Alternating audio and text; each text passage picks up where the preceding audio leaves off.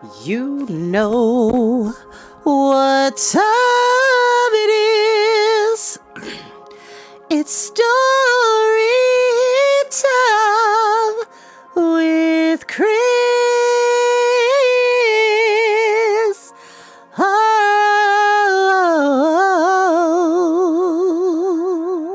yes, butterfly in the sky. No, I'm just kidding.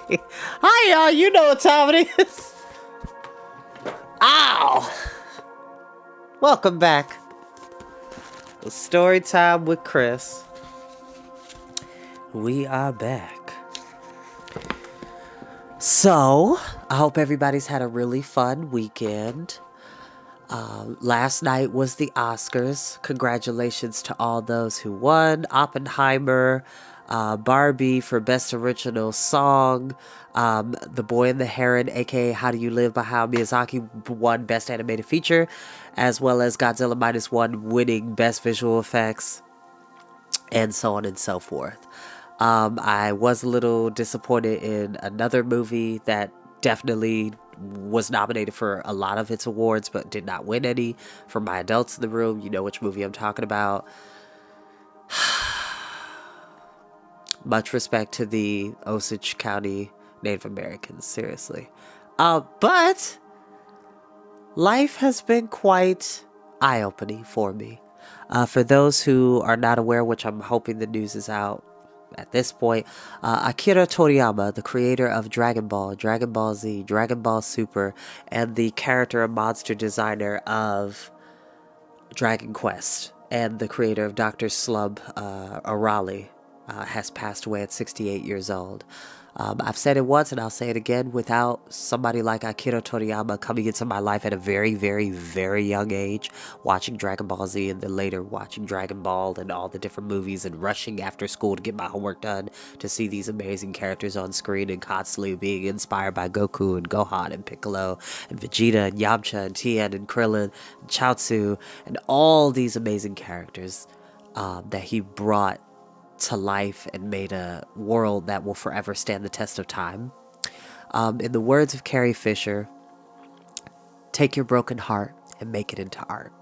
And that's what I will continue to do, even though I am still very sad about his passing. In addition to a very dear family friend who had just recently passed away. Shout out to Mr. Williams. I love you and I miss you. God bless you for all of the kindness that you gave to me and my brother. We really love and appreciate you. But out of that, y'all, one can still be allowed to find joy in life and make life enjoyable, even in the midst of grief. So even though sad things do happen, they don't have to last you the rest of your life. You still have to live your life and live life for the people that are no longer here. Because that's what they would want you to do, is to find joy even in the midst of sorrow. So, I'm going to continue to do the turtle way, the way of the turtle school.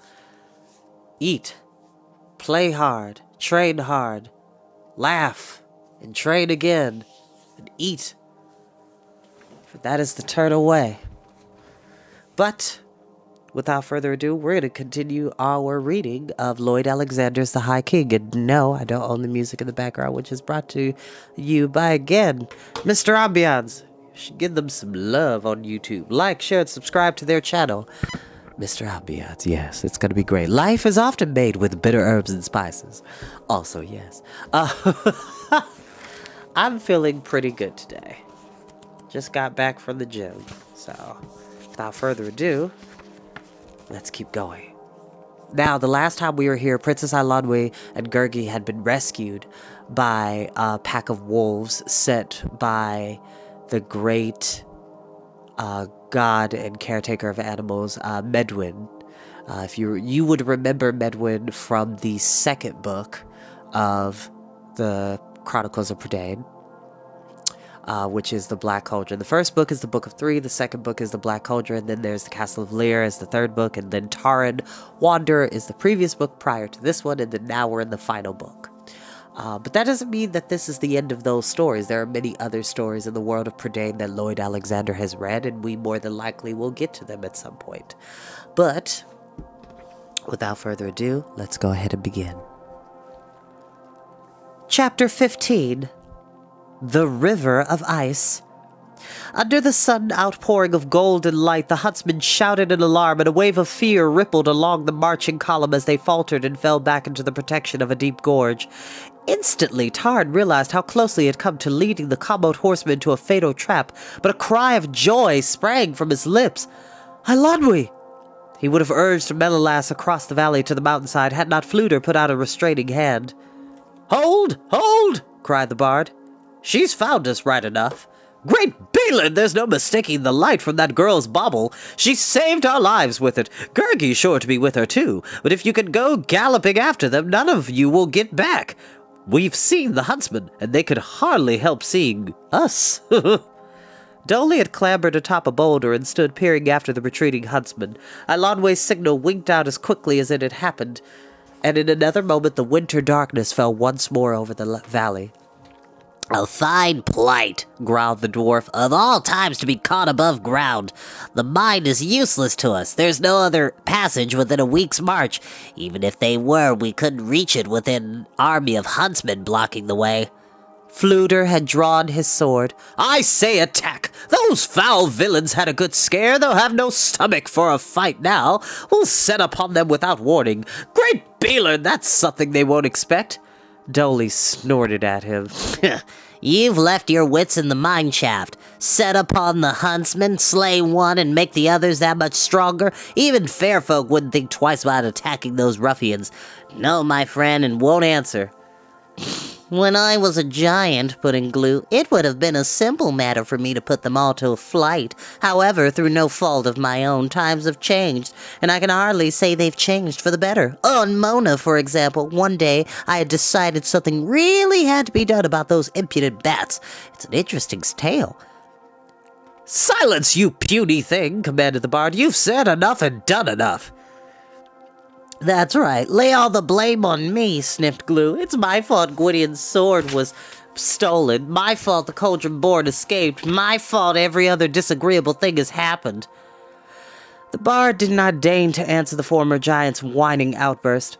Taran, having ordered the Commode warriors into the relative safety of the tunnel mouth, returned and stood beside the companions. "I fear Dolly is right," Taran said. "By attacking the huntsmen, we can only destroy ourselves. Our strength is slight enough as it is, and we dare not waste it. We've been long delayed and already may be too late to aid Gwydion. No, we must find some means to make our way despite the huntsmen." Dolly shook his head. "Still won't answer. They know we're here. They'll know if we try to move. All they need to do is track us. For the matter of that, I'll be surprised if we're not attacked before dawn. Look to your skins, my friends, and maybe the last time you'll see them whole." "Dolly," Tard said urgently, "you're the only one who can help us now. Will you spy out the huntsman's camp? Learn all you can of their plans? I know how you feel about turning yourself invisible, but—" "Invisible?" shouted the dwarf, clapping a hand to his head. "I knew it would come to that sooner or later. It always does. Good old Dolly, turn invisible. I'm not sure I can do it anymore. I've tried to forget how. It hurts my ears. I'd sooner have my head stuffed with hornets and wasps. No, out of the question. Ask anything else you like, but not that." "Good old Dolly," Tard said. "I was sure you'd do it." After a further show of reluctance, which deceived no one except perhaps Dolly himself, the crimson-haired dwarf consented to do as Tard had asked. Dolan wrinkled his eyes shut, took a deep breath, as though making ready to plunge into icy water, and flickered out of sight. Had it not been for a stifled sound of irritable grumbling, Tard would not have believed Dolly to be there at all. Only the faint clink of pebbles stirred by unseen feet told Tard the dwarf had moved from the tunnel toward the enemy lines. At Dolly's orders, the Fairfolk troop took guard posts in a wide half-circle beyond the tunnel's mouth, where their sharp eyes and ears could catch any threatening movement or sound. Tard was amazed at how still these warriors remained, silent and nearly as invisible as Dolly. Their white garb made them seem no more than ice-covered stones or frosted hummocks under the moon, which had now begun to drift behind the clouds. The horsemen drowsed among their steeds for warmth. Glue, curled up nearby, just within the tunnel, Fluter sat with his back against the wall of rock, one hand on his harp, the other resting on the huge head of Lion, who had stretched out beside him and was gently purring. Muffled in his cloak, Tarn gazed once more in wonder at the mountainside where first had appeared Alanwe's signal light. "She's alive," he murmured to himself. "Alive," he whispered again and again, and his heart leaped each time he spoke the words. Gertie would be with her, for this he was somehow sure. All his senses told him both companions had survived. Over the chill air came the baying of a wolf. There were other sounds, as of distant shouting, but they soon faded, and he gave them no thought, filled as he was with his newfound hope. Half the night had worn away when Dolly flickered back into sight. The dwarf, too excited to complain of his buzzing ears, hurriedly beckoned Tarn and Fluter to follow him, ordering the horsemen to stand alert. Tarn hastened after the companions. The fair folk warriors were already jog-trotting behind Dolly, silent as white shadows. Tarn at first thought the dwarf meant to lead them directly to the huntsman's camp. Instead, Dolly turned off a little distance before it and began scrambling up a slope rising high above the gorge. "The huntsmen are still there," Dolly murmured under his breath as they climbed. "No wish of their own. We have some friends we didn't know about. Bears and wolves, dozens of them, all along the rim of the gorge. A band of huntsmen tried to climb out. Good thing they couldn't see me or I wouldn't be here. But they were seen. The bears got to them first. Quick work they made of those villains. Bloody work, but quick." "They slew a party of huntsmen?" Tarn frowned. "Now the others are even stronger." "Be that as it may," replied Dolly, "the bears and wolves can attend to them better than we can. I doubt the huntsmen will attack tonight. They fear the animals. They'll stay in the gorge until morning, and that's where I want them. I think I've struck on something." By this time they reached the summit and had come to the rim of an ice-bound lake. At the sheer drop of the edge of the bluff, a frozen waterfall glittered under the moon like fingers on a huge fist. Vast icicles clawed at the steep slope, as though holding the lake in its frigid grip. A river of hard silver twisted downward toward the gorge where the huntsmen were sheltering. Tarn glimpsed their campfires glowing like baleful eyes in the darkness. Though he could not be sure, it seemed to him that shadowy shapes stirred among the rocks and scudded brush of the higher ground, perhaps the bears and wolves of which the dwarf had spoken. "There," Dolly said. "What do you think of that?" "What do I think?" cried the bard. "My old friend, I think you're the one who left your wits in the mine. You've led us a good climb, but I should hardly call this a moment to admire the beauties of nature." The dwarf put his hands on his hips and looked at Fluter with exasperation. "Sometimes I think Idleleg's right about you humans. Can't you see past your noses? Can't you see it at all? We're nearly atop those ruffians. Free the lake, free the waterfall. Let it go pouring down straight into their camp." Tarn caught his breath. For a moment his heart leaped hopefully, then he shook his head. "The task is too great, Dolly. The ice will defeat us." "Then melt it," shouted the dwarf. "Cut branches, bushes, all that will burn. Where the ice is too thick, chop it away. How many times must I tell you, you're dealing with fair folk?" "Can it indeed be done?" Tarn whispered. "Would I have said it if I didn't think so?" the dwarf snapped. Fluter gave a low whistle of admiration. "You think in large terms, old fellow, but it appears to me, great Balin, if we could pull it off, we'd strike them all down in one blow, and rid ourselves of them once and for all." Dolly was no longer listening to the bard, but was passing hasty orders to the fair folk warriors, who unslung their axes and with all speed began chopping and hacking at the trees, uprooting underbrush and racing with their burdens to the lake. Casting his doubts aside, Tarn drew his sword and hewed at the branches. Fluter toiled beside him despite the bitter cold air. Their brows streamed. Their panting breath hung in a white haze before their faces. At the frozen waterfall, the axes of the fair folk rang upon the ice. Dolly dashed among the warriors, adding to the pile of bushes and branches, dislodging rocks and boulders to form a straighter, swifter channel. The night was waning quickly. Tarn stumbled in exhaustion, his cold-numbed hands torn and bleeding. Fluter was barely able to keep his feet, but the efforts of the fair folk never slackened. Before dawn, the lake and the watercourse were piled high as though a forest had overgrown them. Only then was Dolly satisfied. Now we'll set it alight, he cried to Taran. Fair folk tinder burns hotter than anything you humans know. It will blaze in no time. He whistled shrilly through his teeth. All along the lake, the torches of the fair folk flamed, and then arched like shooting stars as the warriors flung them into the pyre. Taran saw the first branches catch fire, then the rest. A fierce crackling filled his ears, and over it he heard Dolly shouting for the companions to race clear of the blaze. A wave of heat, like the breath of a furnace, caught at Taran as he struggled for a foothold among the stones. The ice was melting. He heard the hiss of quenched flames, but the fire, too high to be altogether extinguished, raged even more hotly. From the water came the crack and groan of boulders shifting under the growing pressure of the rising flood.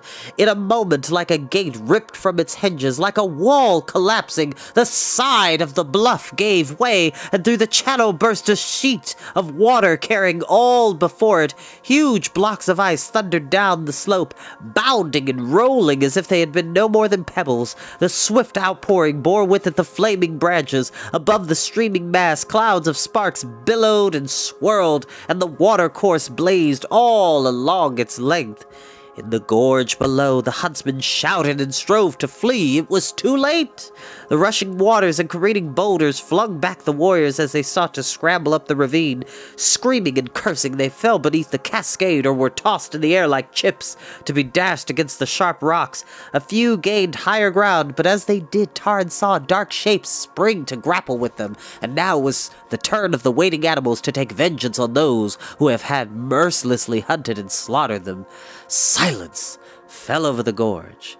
In the dawn light, Taran saw the glint of the dark water that had flooded the ravine. Some of the branches still burned, others smoldered, and a gray mist of smoke hung in the air. A rattle of stones behind him made Taran spin about and snatch his blade from the scabbard. "Hello," said Eilonwy. "We're back." "You have an odd way of welcoming people," Eilonwy went on as Taran, his heart too full to speak, stared speechless at her. "You might at least say something." While Gurgi, yelping joyfully, tried to greet everyone at once, Taran stepped quickly to Eilonwy's side, put his arms around her, and drew the princess close to him. I had given up hope. "A silly thing to do," Eilonwy answered. "I never did, though I admit having a few uneasy moments with that ruffian Dorath, and I could tell you tales you wouldn't believe about wolves and bears. I'll save them for later, when you can tell me all that's been happening to you. As for the huntsman," she continued as the reunited companions made their way to the tunnel, "I saw the whole thing. At first I hadn't any idea what you were up to. Then I understood. It was wonderful. I should have known Dolly had a hand in it. Good old Dolly. It looked like a river of burning ice." The princess stopped suddenly and her eyes widened. "Do you realize what you've done?" She whispered. "Don't you see?" "Know what we've done," laughed Fluter. "Indeed we do. We've rid ourselves of the huntsman, and a good job it was. A flam couldn't have done better. As for what I see, I'm more pleased with what I can see, if you take my meaning, namely, not a sign of those villains." "Henwood's prophecy," Eilonwy cried. "Part of it's come true. Have you all forgotten? Night turned to noon, and rivers burned with frozen fire, ere Durnwyn be regained. Well, you've burned a river, or so it seems. Frozen fire could just as well mean all that ice and flaming branches, couldn't it?" Taran looked closely at the princess. His hands trembled as the words of the prophecy echoed in his memory. "Have you seen what we ourselves did not see? But have you not done as much as we did without realizing it yourself? Think. Night turned to noon. Your bauble made daylight of darkness." It was Eilonwy's turn to be surprised. "So it did!" she exclaimed. Yes, yes, shouted Gurgi. Wise piggy told the truth. Mighty blade will be found again. Fluter cleared his throat. "A flam is always encouraging," he said, "but in this case I should remind you. The prophecy also said Durnwyn's flame would be quenched and its power would vanish, which leaves us no better off than where we were.